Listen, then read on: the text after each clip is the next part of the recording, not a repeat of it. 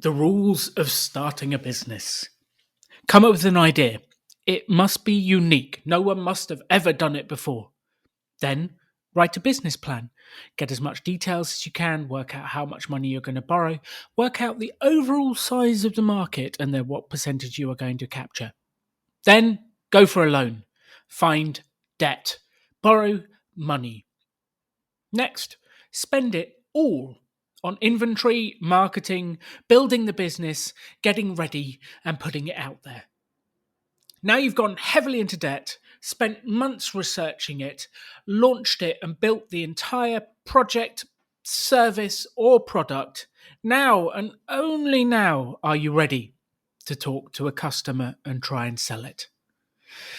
You start to sell, you find out no one wants the stock you've bought. You're left full of garages full of stuff that no one wants to buy, a pile of debt, and you're wondering, why have I not made young money in my first year?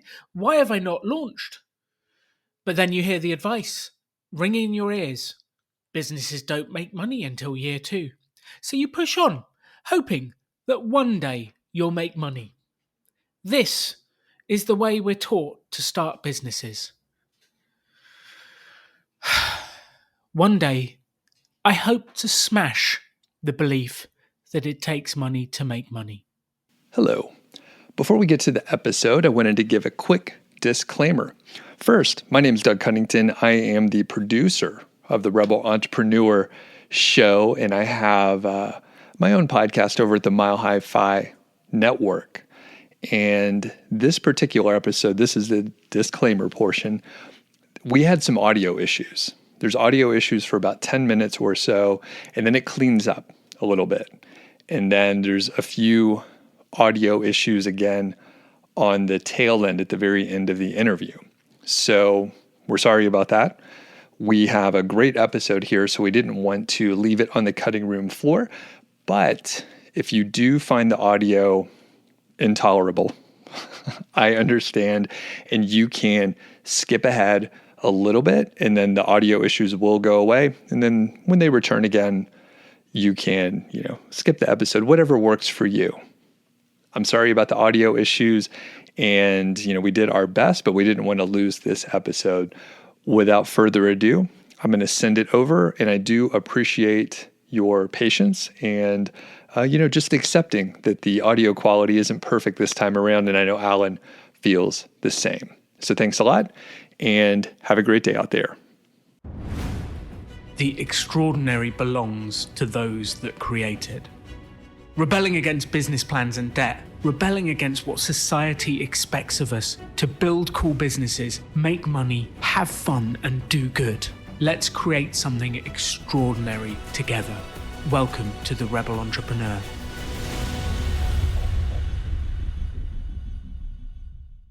Welcome to the Rebel Entrepreneur podcast, and I always love hearing how people are doing after they've been on the Rebel Business School events. And Peter from the Rebel Business School in Charleston, South Carolina, messaged on the Facebook group about what he was up to. We reached out, we connected, and I wanted to see if I could help. So Peter, welcome to the show. Thank you, Alan. It's wonderful to see you and talk to you after 2.5 years and a world pandemic. It does. Because that event was right before the pandemic, just as it sort of was coming to us. Yes, so it does feel like a different world. The Pop-Up Business School, sorry, I'm going to have to go back to the school I went to, the Pop-Up. We had just started hearing about this flu or this thing, and people were just starting to wash their hands a little bit. And then a month later, it all changed. The world changed. Now, we are here because you came along to that particular event, and before we rebranded to Rebel Business School, we were called Pop-Up Business School, and you found you had an interesting first few days at the event, didn't you? Yes, it was very difficult for me because anyone who's taken the Rebel Business School knows that you squash the old way of starting a business. In many ways, what I learned was it's a new world. We have new tools. I had just closed a small business that I had opened for and run for 6 years. It was a retail store, and it was a homebrew shop where I sold equipment and supplies to brew your own beer and wine and other things. So I had followed the right way. I had done the business plan. I worked on that business plan for months. I had every cost down to toilet paper. As a matter of fact, my accountant, my mentor, and my bankers all said it was the best business plan they've ever seen. So with that, I was able to get a $50,000 business loan to start my business. And that was in 2013. Now, just to catch up a little, I've had a long career in the computer field, 27 years, starting with writing code to being a programmer, systems analyst, consultant, and even project manager. In the last recession, I was laid off for the first time in my career, and I looked at opportunities in the computer field, and I knew I just had to do something, and I've always wanted to run my own business.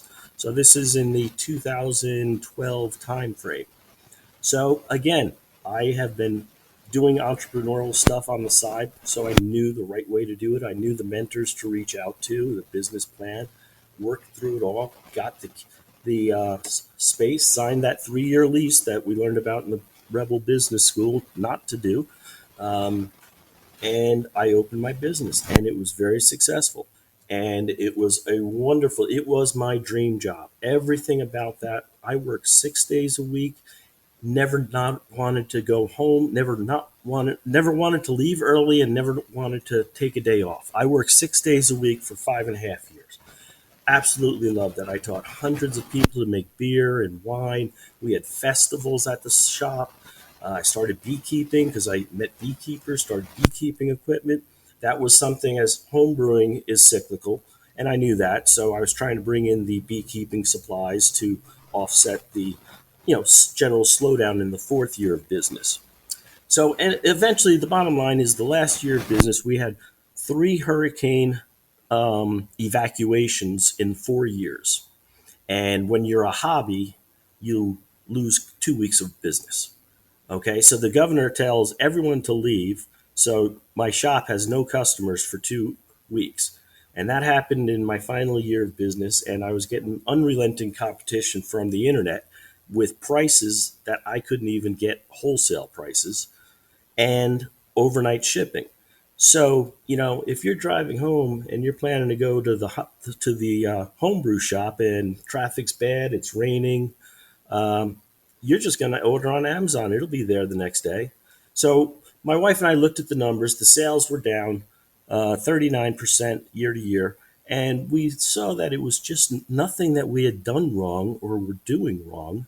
It was just that, the world was changing and Amazon and the internet was not going away. And we decided that the right thing to do was to close the business, which we did. I was able to pay off my suppliers, and the only outstanding debt I had was this business loan.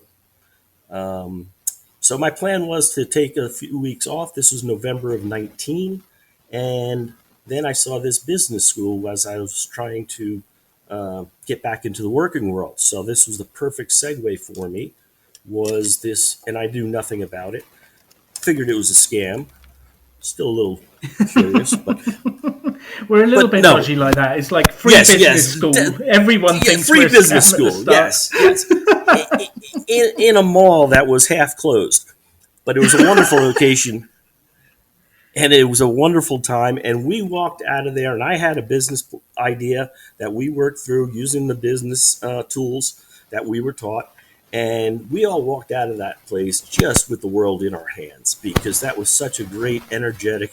And the first 3 days were so difficult because Alan is up there and he's just crashing down. He's repeating all the things that I went through and how we don't have to do that anymore. And I was like, but I did it the right way.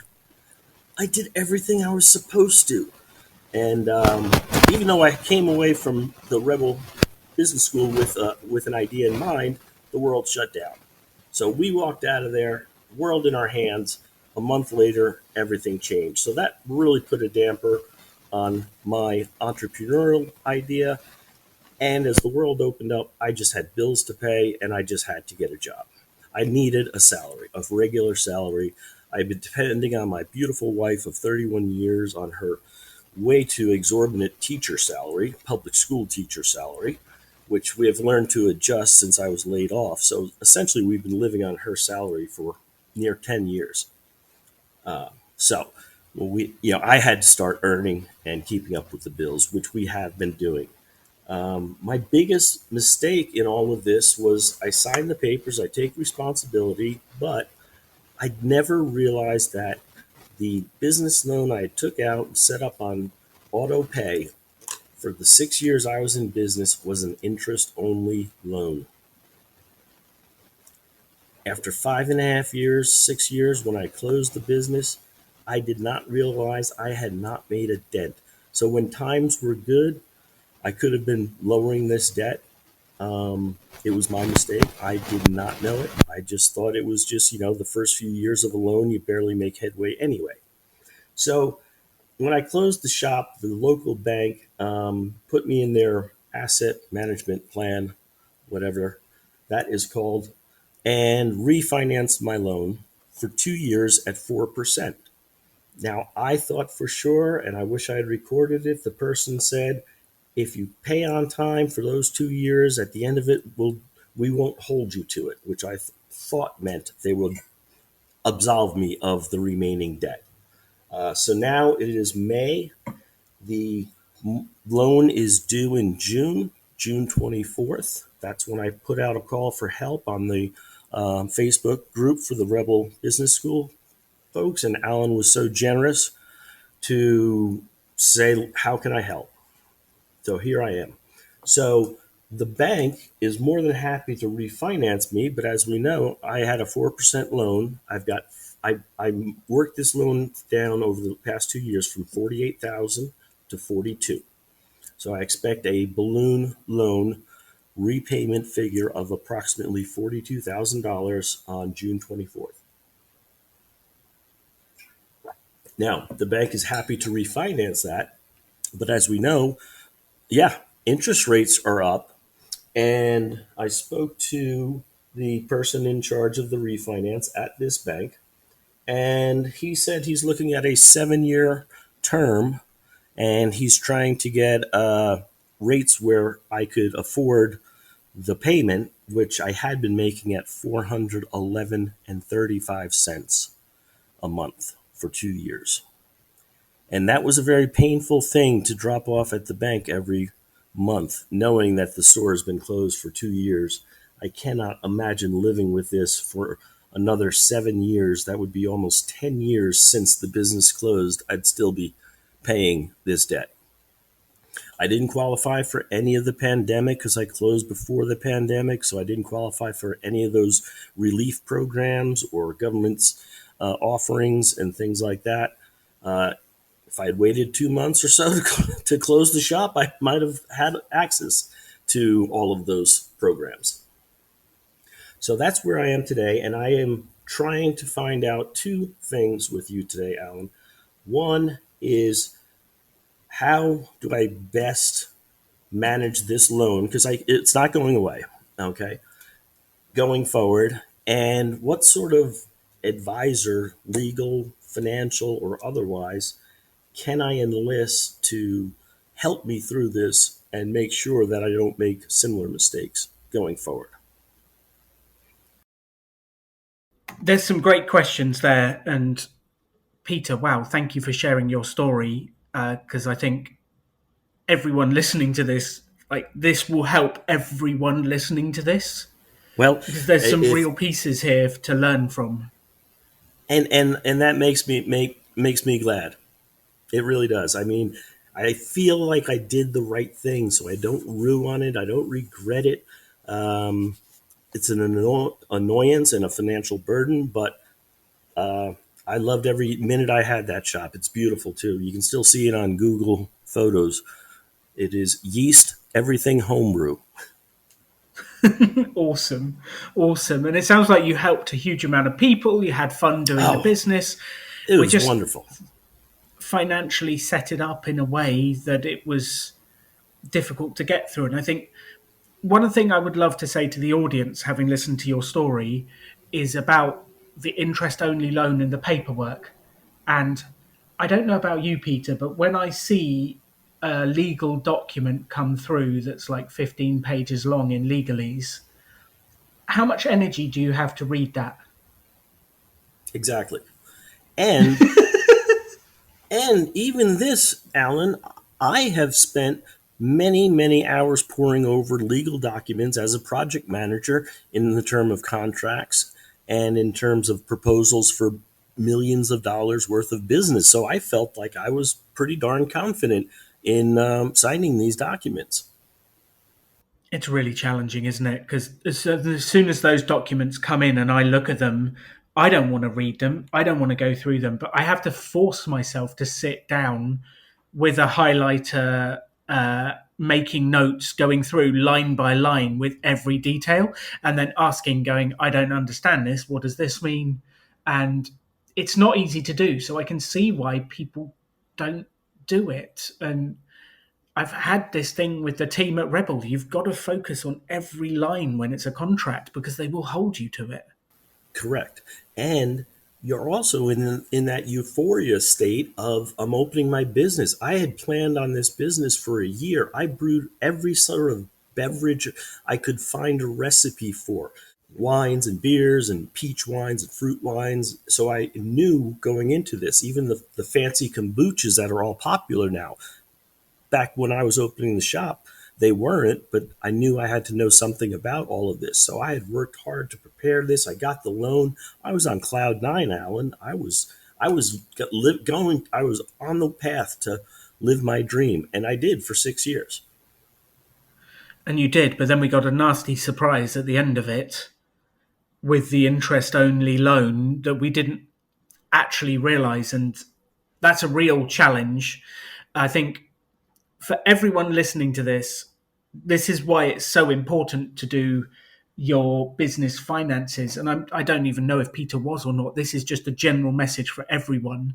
But your business finances every single month, that balance sheet of like, what have you got coming in? Well, the cash flow, what have you got coming in? What have you going out?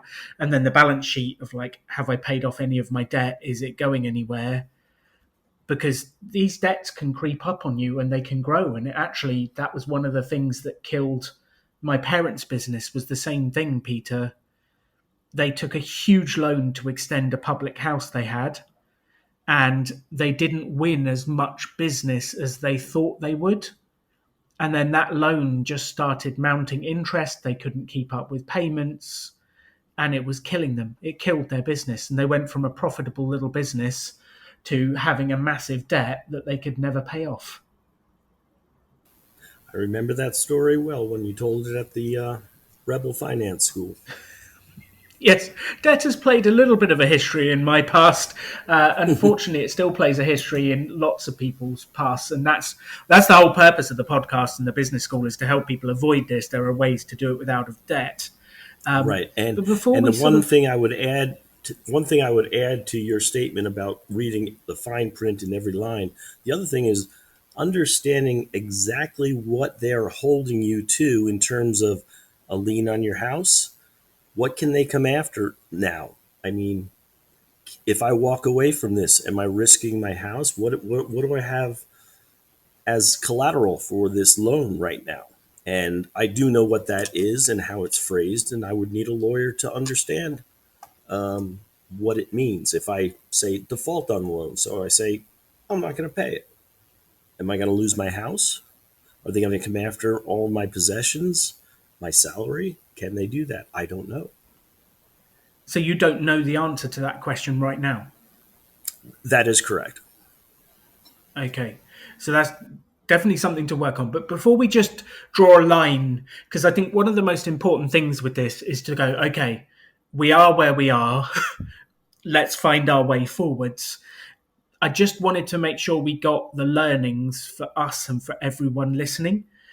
Was there anything else you learnt from this experience that you have been through that you can teach all of us? Because basically that's what Rebel Business School is me going, look, here's all the mistakes me, my dad, and everyone else made. Don't make the same mistakes we made. Go out and make new mistakes.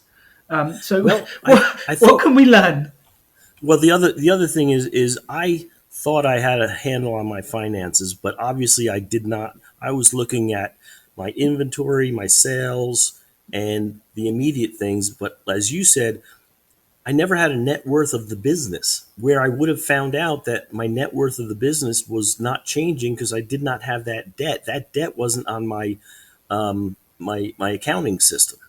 So and then so I'm just worried about day to day sales, inventory levels, profit margins, and all that because it was a profitable business. Um, in terms of inventory, my profit margin was very very good on most items. But if I had a net worth of this, just struck me, Alan, as we were talking, because that was the first of the Rebel Finance School, is the net worth of your business. Which they call I've that never a balance sheet. But most people are concerned with cash flow. It's like, do I have enough money this exactly. month? Oh, a small business is one month away from closing. I mean, everyone thinks that the small business guys are just raking in the dough, and some can be very successful. But even a successful business, it's all about cash flow. Which, what you're talking about, we've just started the Rebel Finance School, and you've been hanging out with us at the Rebel Finance School all about this stuff. And I think there's actually some really useful concepts from personal finance that we don't even apply to business finances, such as the net worth of the business or the balance sheet and the emergency fund. I don't think, and I'd love to know this, like, how many of you listening to this podcast have an emergency fund for your business? Because you've been through hurricanes.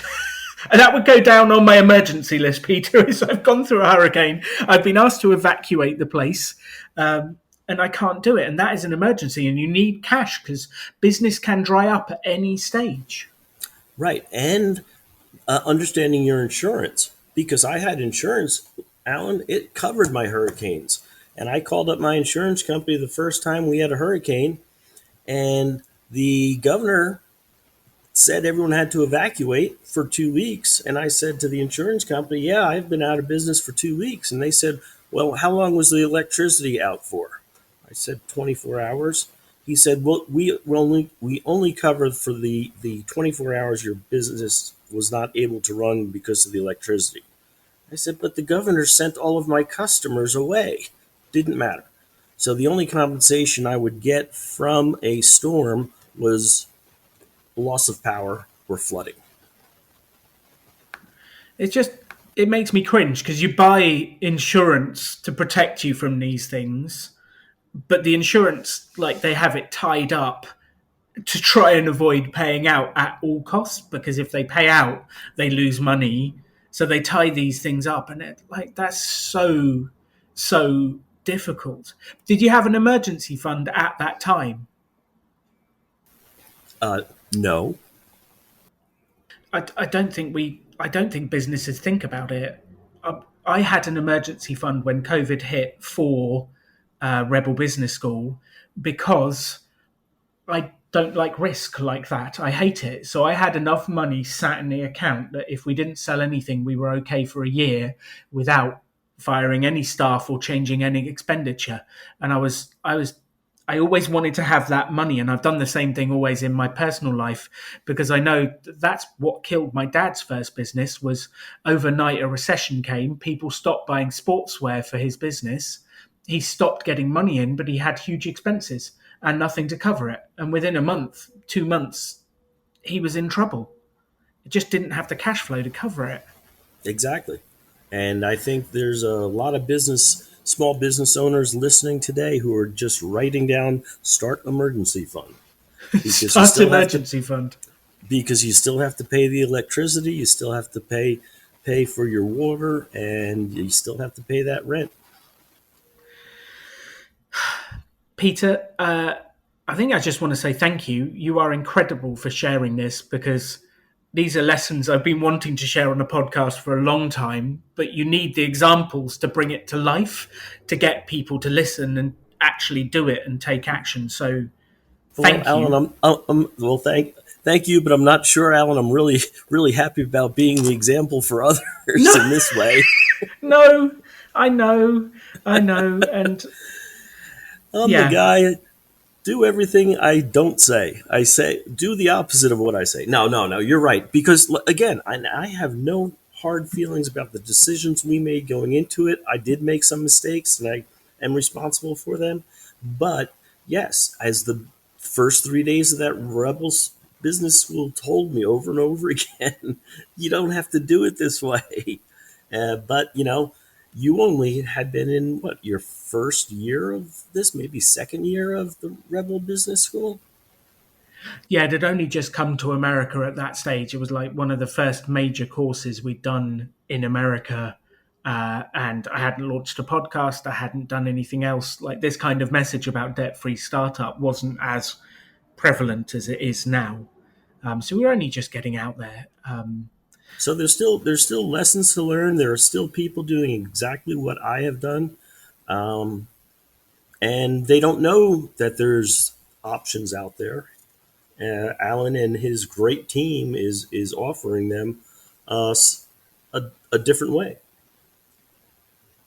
So, Peter, we are where we are. We've got the debt we've got. Now let's look forwards about what to do. And we've got this loan. We've got 24, 25 days to work out what to do before the next cycle. I have questions, I have thoughts, I have ideas. Is there any way you'd like me to focus first, or should I start with some thoughts and ideas?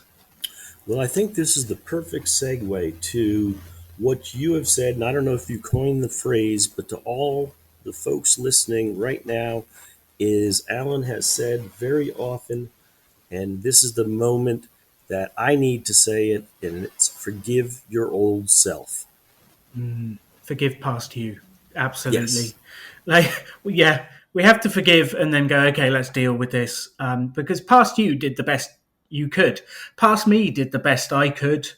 We've done the best we can. So I think you're absolutely right. And I think there comes a stage where we just have to focus on what's next and what we can do next to work on this. And I love that. Yes, thank you for reminding me. That's a very important statement. Yes, and that is what I'm doing right now. So yes, I would love to just see your general off the top of your head feedback, and then we can dive into perhaps some more specifics. Okay, so general off the top feedback is you don't need a team to tackle debt. There is a way to do it yourself. And me personally, I had no option. So my dad ran up $5 million, 3.6 million pounds worth of debt.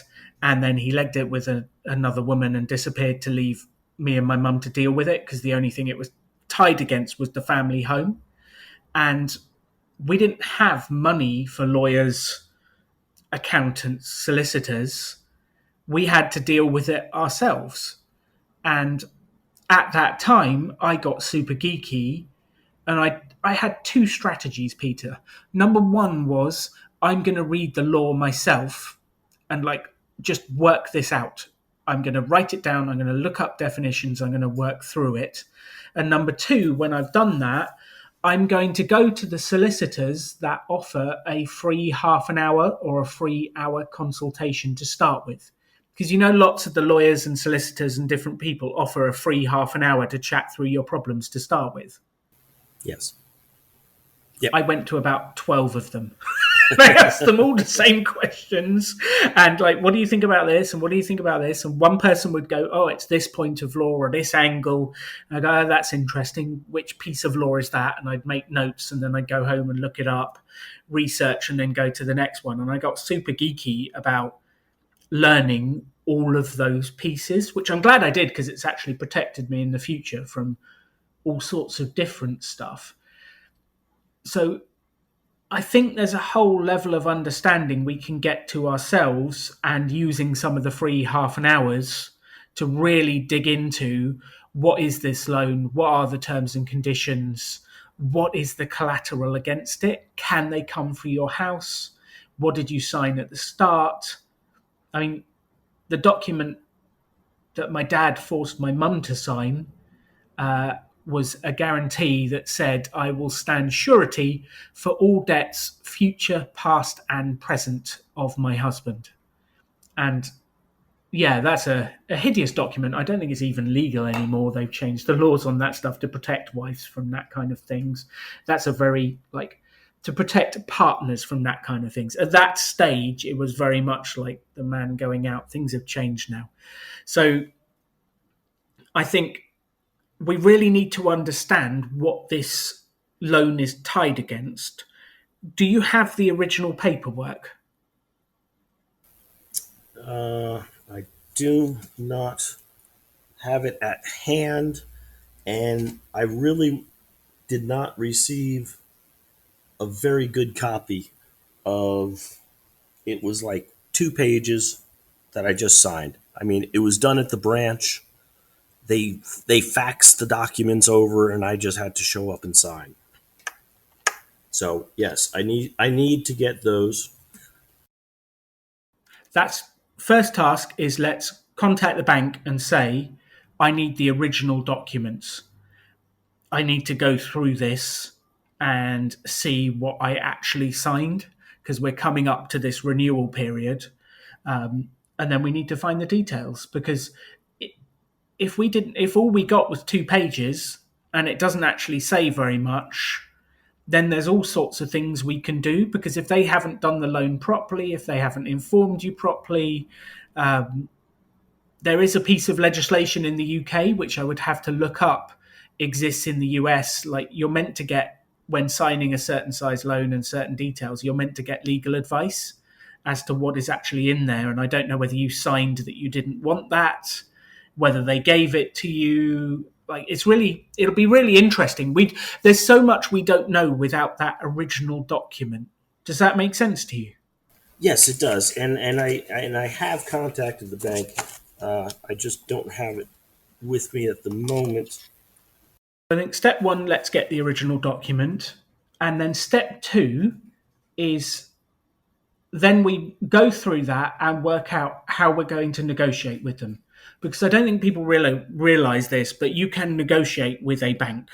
A bank is just a collection of people and humans, and they want their money back. And they will negotiate with you to get a certain amount back. And one of the things we can do as we go through this is we can look at the 6 years of payments you made on the interest-only rate. We can look at the 2 years of payments that you've made up until now and what you've paid back. And we can start to talk to them and go, look, I can't keep up this payment. We've already paid X amount of dollars back on a 50,000 original loan, or 48. And this is where we are, and we need to negotiate on this because I cannot pay this. And we then need to start to stand up to them and negotiate with them and see where it goes. The reason we don't get too hard to start with is we need to know the original terms of the loan to make sure it's not tied to the house. Like, is it secured to the house? Is it an unsecured loan?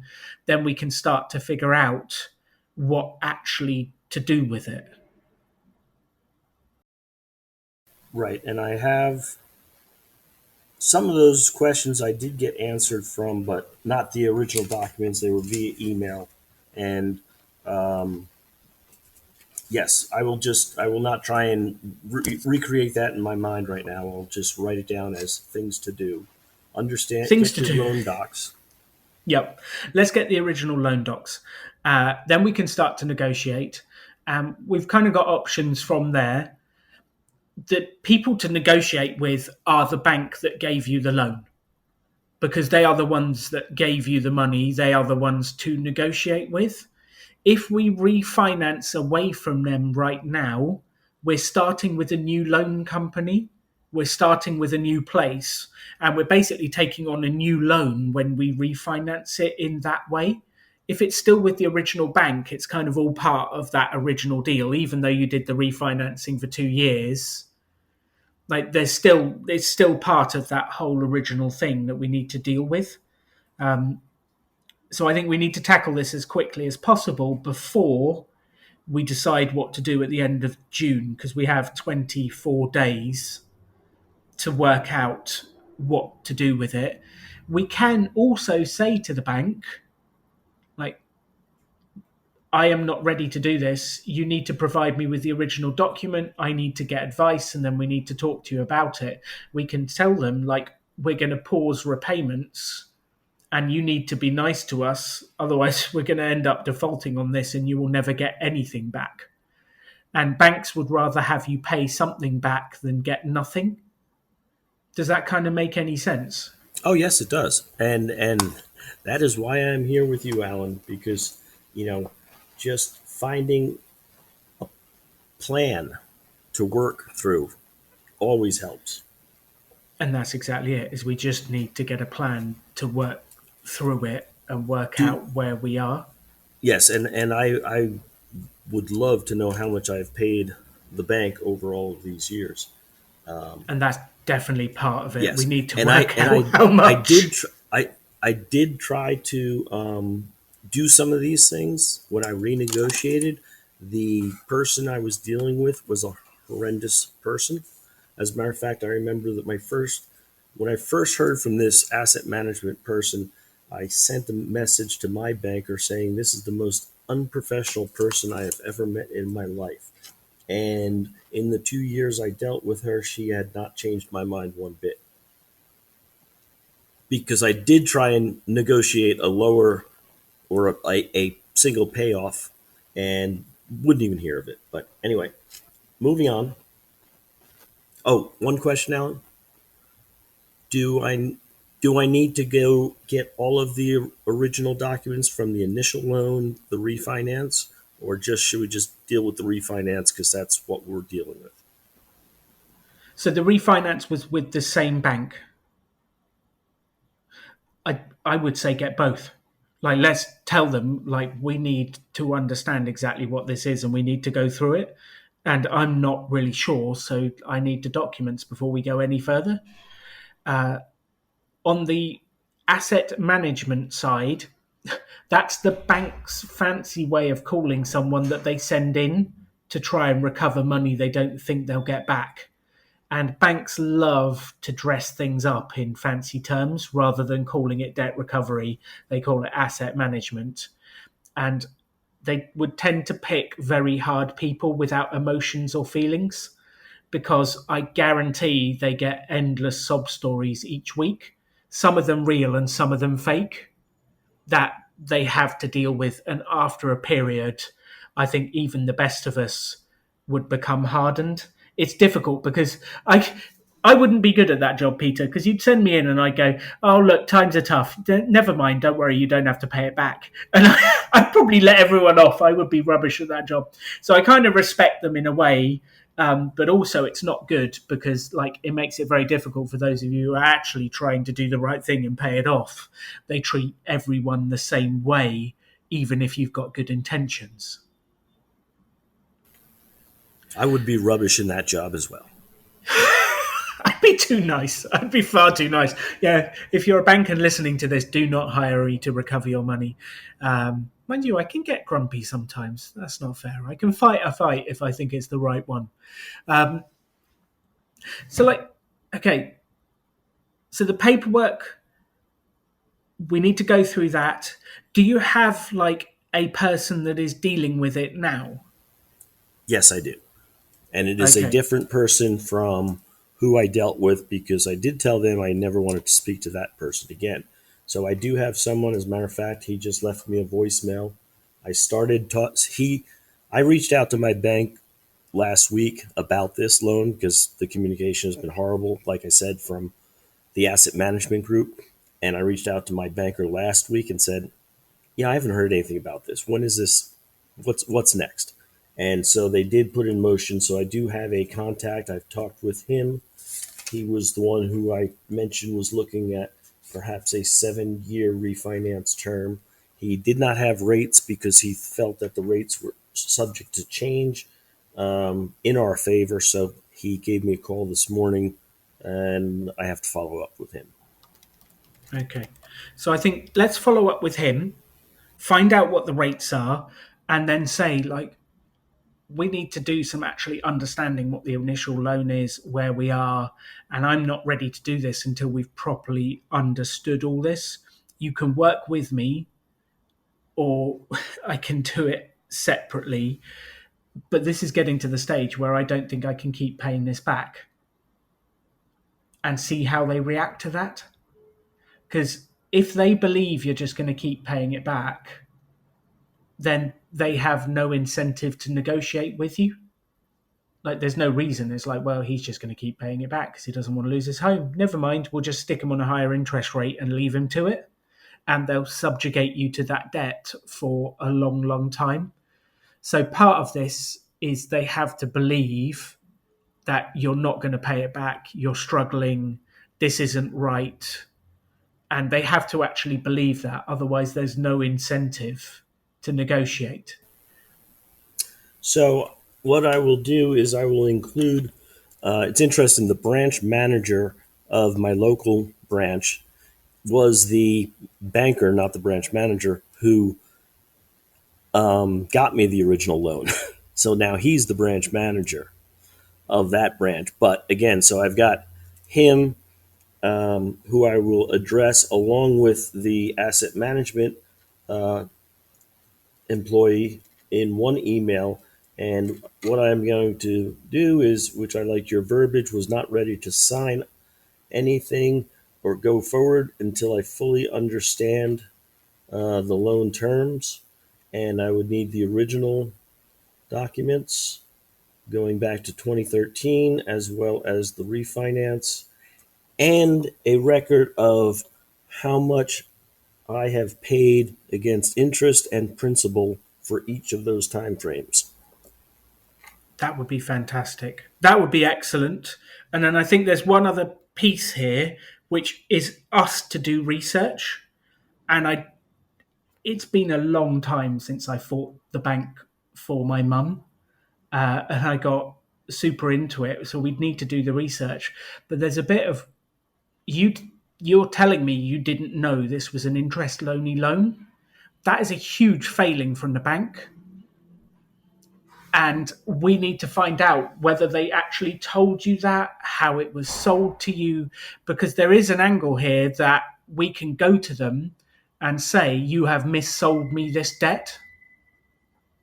And that's a serious thing. Like, they have rules and regulations, and we need to look up what rules, what regulations, what should they have told you? Did they actually put it in the paperwork at the start? But they might have missold you that loan. And if they've missold you the loan, then we can use that to batter them on the negotiation. And basically, it's a negotiation. The stronger our side is, you missold me the loan. I didn't know it was interest only. I've been paying it back for years. I've already paid you more than the loan back. Like, this is ridiculous. And you can fight them. And it will turn into a little bit of a fight, but we need that leverage to be able to negotiate. If we don't have any leverage, we can't negotiate. And then we're just going to be stuck with the loan rate they're giving us. Does that sort of bring it to life and make sense? Yes, and yes, and it's more. I think what we're getting at here is some of the things I kind of sort of did maybe and half tried or didn't quite fully get it down on paper and pen and hold these folks to it, was something I'm learning. So having a plan where all of this gets documented as well, not just phone calls. Yes, absolutely. My dad taught me that one. He did it from the naughty side. He was like, if you ring someone, it's not written down and they can't hold you to it. So I write down everything, and you might have heard the keys tapping in the background. I've been making notes of this as we go, because I can't hold all these figures and details in my head. I have to write it down. And if I'm going to help you the best, I have to write it down. And then if I'm getting super geeky because I don't trust the other side, I email it to them straight afterwards and say, here's what I got out of our phone call. If you don't reply, I'll take it that you agree that's what we discussed. And I think it's really important with this sort of stuff to do it. So I think on this next side, I don't know who to speak to in America. In the UK, we have something called Citizens Advice that give out free advice if you're in a pickle with debts. I think there's bound to be some solicitors out there who deal with loans, repayments, and debts. And I think we need to get a free half an hour and chat to them and say, I think I was missold this. Can you tell me which points of law this affects? Like, I didn't know it was an interest only loan. I was paying back for 6 years and then they surprised me with it. Like, that can't be right. How does this work? What parts of the law? And we need to write down the exact words that the solicitor says, because then we can go back and Google it, look it up ourselves, read the law, and then present it to the bank and say, this is what we think you've done. You've missold us. It's under this point. It's under this piece of law. And the bank will just be shocked that you have that kind of stuff, because no one goes through that. They just rant and rave. But you need the actual pieces of law to hold them to. Otherwise, we don't have anything to hold them to. We're just another ranting and raving customer that they have to put up with. Yes, and I am going to look on one of the financial radio shows in the States. Here is Clark Howard, and he is at clark.com. And he, over the years, I've felt is a reasonable advisor in all terms of finance. And I know I have looked up on his webpage for that sort of advisor that you mentioned. And I don't know if I can find it quick enough for the program. There's like an association of counselors like that. Perfect. Perfect. Let's reach out. Let's get an initial chat. Let's find out some details. And all we kind of need is the spark to start Googling, because it is incredible what you can find when you start Googling. But without knowing the sentence that says it's this part of the law, or it's this term, or it's this word, it's really difficult to uncover that stuff.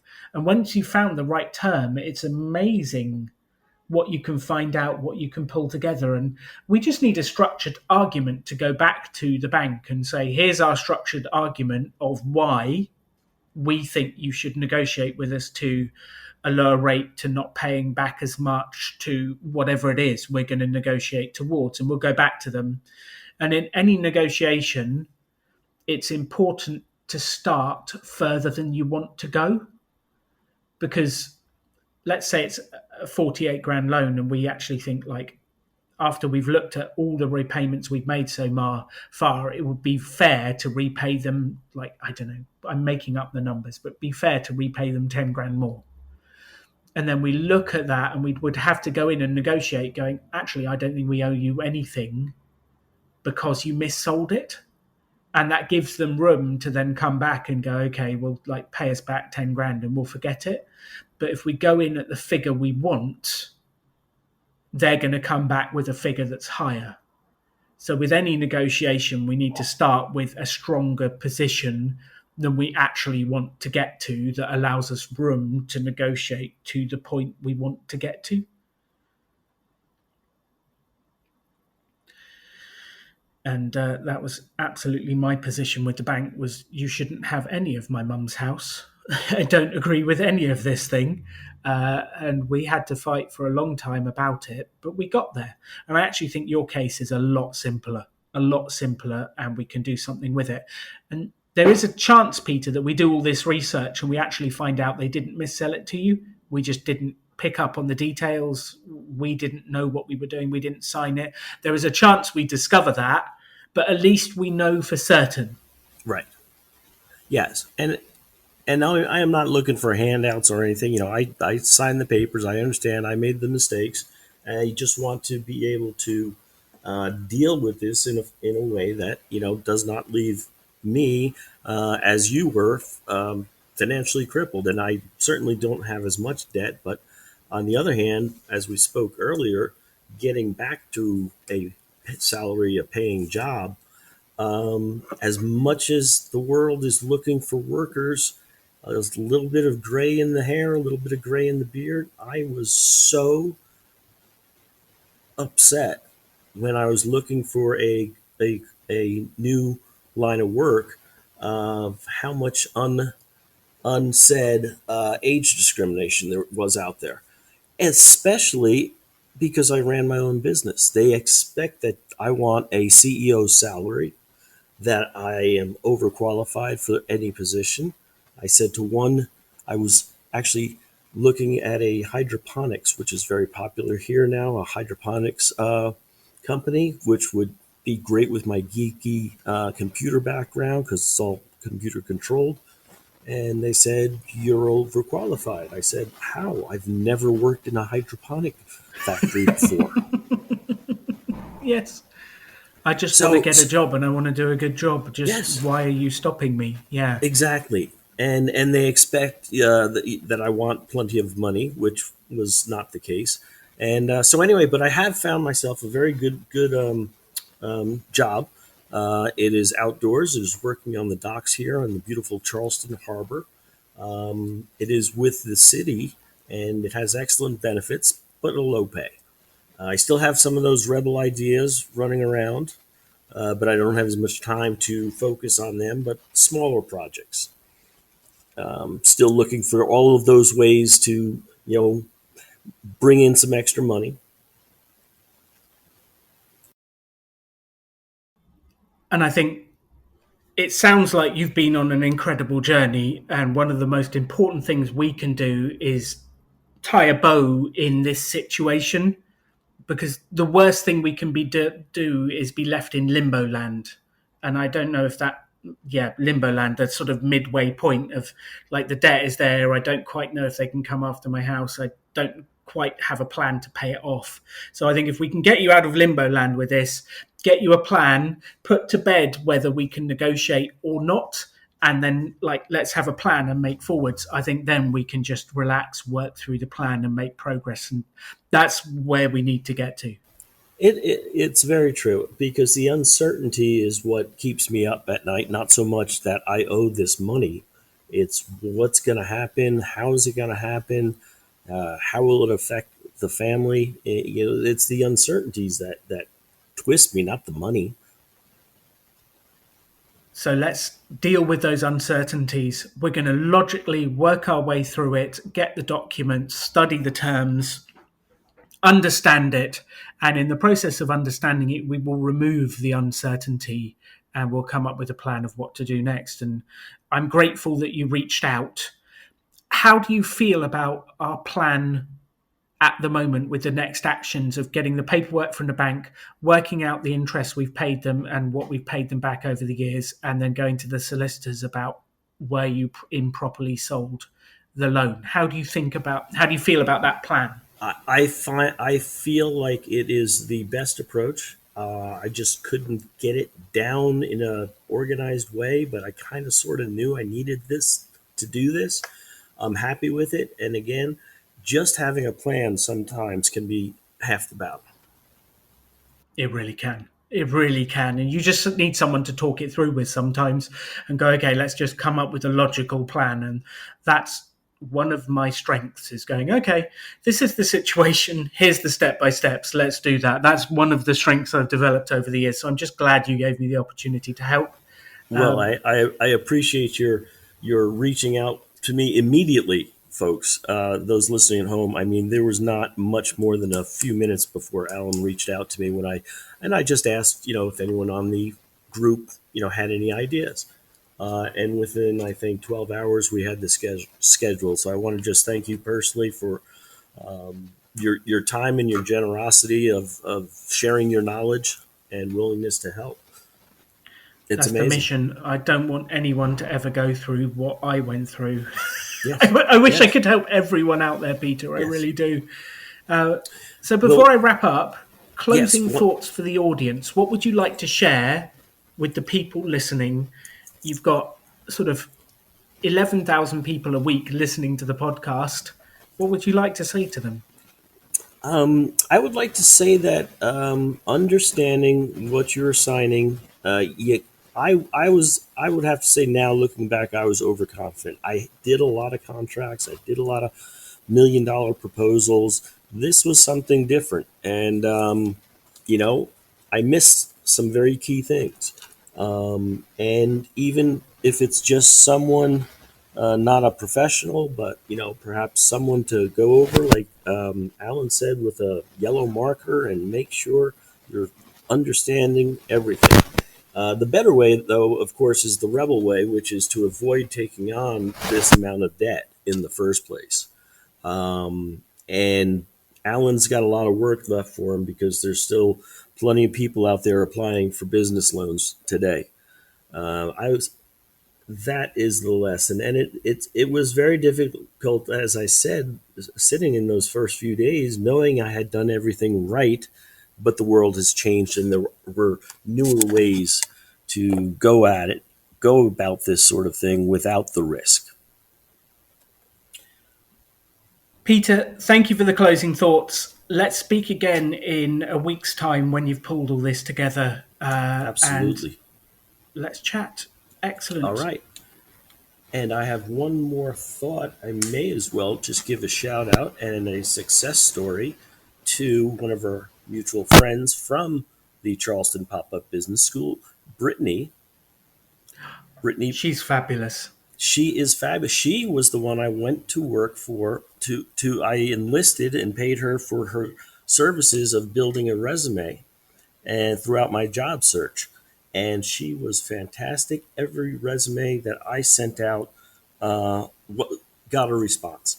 And she is now doing, as you well know, the REV, REZ, REV. I don't know, Alan, if you do know her page information online. You can probably rephrase that. That's one of these where I would say erase last line. I will look up the details and share them in the review at the end of the episode, but Brittany's done a fantastic job. She's incredible, and she's just genuinely a nice person, which I think is one of the benefits of coming on these events, is you never know who you're going to meet. Exactly. She was a champion for me, and there was a lot of no's and stuff, so I did want to give a shout out to her and her new venture, and that she's a success story out of the Charleston Business School. She really is. She really is. Thank you, Peter. Thank you for your openness and honesty and coming on the show.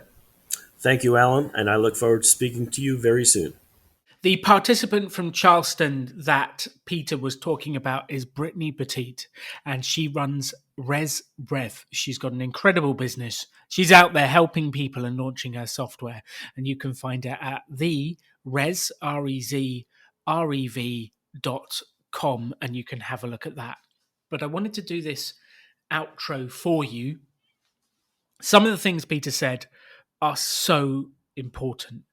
Before you sign a contract, before you sign a document, before you sign any formal agreement, read every line and understand it. If you don't understand it, do not sign it. I am amazed by the people that just sign things they don't really understand based on what the person in front of them told them about it. And I do that sometimes when it's something minor, like you're signing up to do an event for the day and they like sign this formal document. I'm like, what are you making me sign? And I kind of roughly read it. But when it's something important like my business and debts or a contract over several years, like read every detail, get a highlighter out, question it, ask about it, because it is incredible what people sneak into these things. We had one contract with a housing association. They snuck in there that after the thing was over, they owned the intellectual property to our course. Like, you can't put that in there. And if I'd have just ignored it, they would have had the right to have come to me, used my course, given it to their staff, and just given it away and destroyed my business model.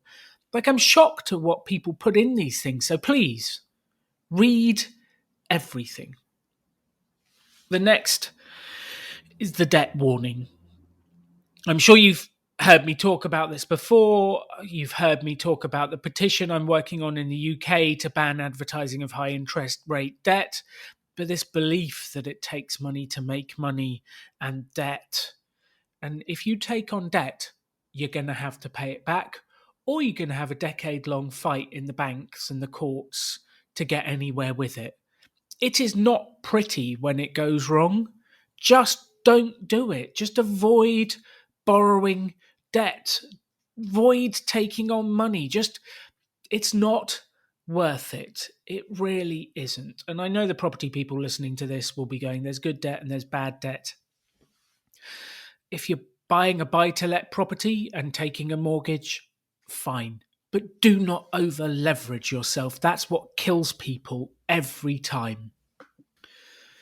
You do not need money to build a business. There are so many ways to do it without that. And listening to Peter's story, if you could see my face, my heart just went out to him. I want to help him. I want to help him get out of the debt. I want to help him. Maybe he needed it to build the business. He had a good time. He did it. There are other ways of getting going. And now, years after the business is closed, we're still dealing with the debt and trying to understand what we actually owe, what's secured against it, and how we deal with it.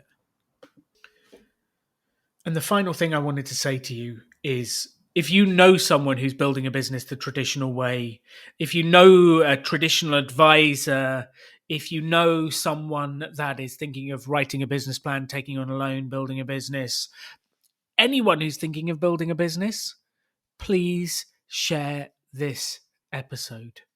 You do not need debt to build a business. Hopefully this, like the pain that Peter's gone through, the pain that my family went through, is enough of a warning. And then you build on that with the 5 ways to build a business with no debt. There are ways to do it without this. So please share this episode. Send it to your entrepreneurial friends. Send it to your friends that aren't entrepreneurs who are thinking of quitting their day job and building a business. Please help me smash the belief that it takes money to make money, and warn people of the dangers of debt when building a business. Thank you for listening to The Rebel Entrepreneur. Thank you for being part of the gang. And together, let's build businesses debt-free, make money, have fun, and work on building an extraordinary life. Because it's possible for you and everyone else listening. You can have any life you want to. Choose to build something cool. Choose to take action. Choose to work to make your dreams become reality. Stand out. Be different. Be yourself. Be a rebel entrepreneur.